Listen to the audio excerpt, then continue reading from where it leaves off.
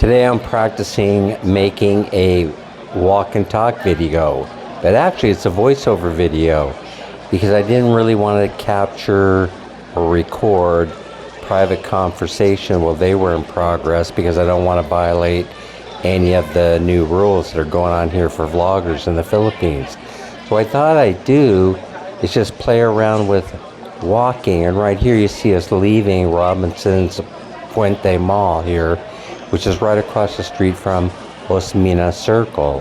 And we're going to be walking down Maxilon Avenue, or fondly known as Mango Avenue, I believe, or Mango Square area. We could have taken a taxi back to our studio apartment in La Hogue, but instead I think we'll just look around for a Jeep and save a little bit of money.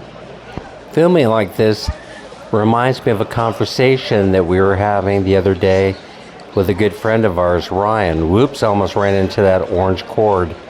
It must be there for crowd control, or maybe they're doing some work. Ryan and I had been talking about how careful we have to be when we're walking down here on the sidewalks in the Philippines, because all you need is one misplaced step and you could twist or break an ankle, and then you're down for 6 or 8 weeks, and the expense involved in having to go to the hospital. So they reset it and then put you in a cast, or even worse. Yes, old people, pedestrians, and the locals have to be careful. And it reminds me of something else too that we've observed lately, and that is the motorcycle taxi drivers.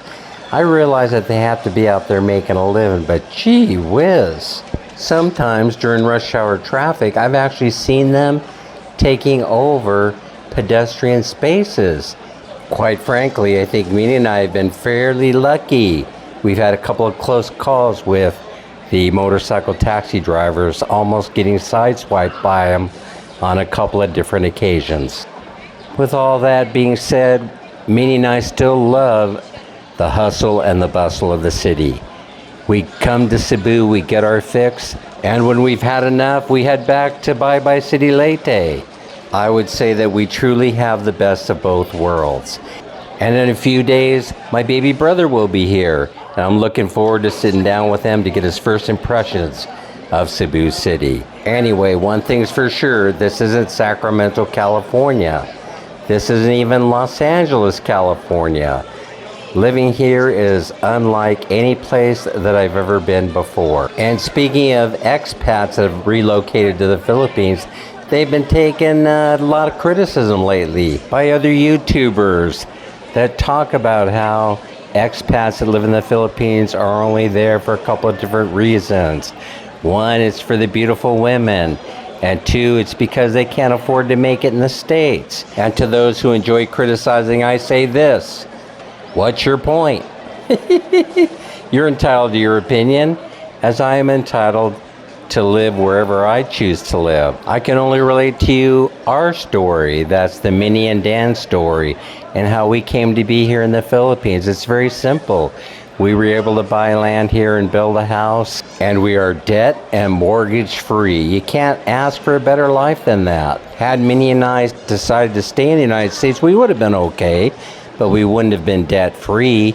We would have been enslaved. We would have had to continue working longer. And quite frankly, neither one of us wanted to work forever. Neither one of us wanted to pay taxes forever. Neither one of us wanted to service credit cards and the mortgage forever. Moving to the Philippines made sense. After all, Minnie is Filipina, and she's a dual citizen. And did I happen to mention that we're debt-free? We don't owe a dime to anyone. And because of that, we're able to travel all over Southeast Asia anytime we want. We just pick up the plane tickets and go. Oh, I know, you have the timeshare in Maui. That's great. 2 weeks a year, you could enjoy sitting on a white sandy beach. But we can do it every day if we want to. Well, our chauffeur-driven limousine has arrived. We're only going a couple of blocks. This trip has been good for me because I walk a lot. And I need to walk because I need to get this bulk off of me. I need to get this weight off of me. I probably consume 3,600 calories a day. I'm a 68-year-old man weighing 220 pounds and climbing. I've got to do something to stop from gaining weight, and walking is as good an idea as any. My final thought to share as we wrap this up is don't become a couch potato, because that's what was happening to me.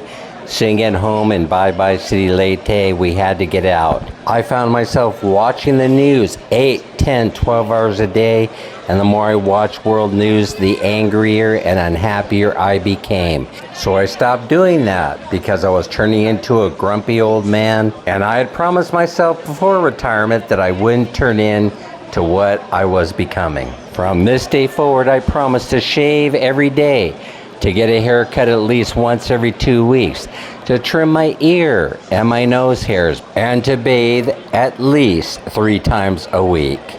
Well, I hope you enjoyed today's video. Don't forget to share, like, and subscribe, and we'll see you on the next one. Bye-bye.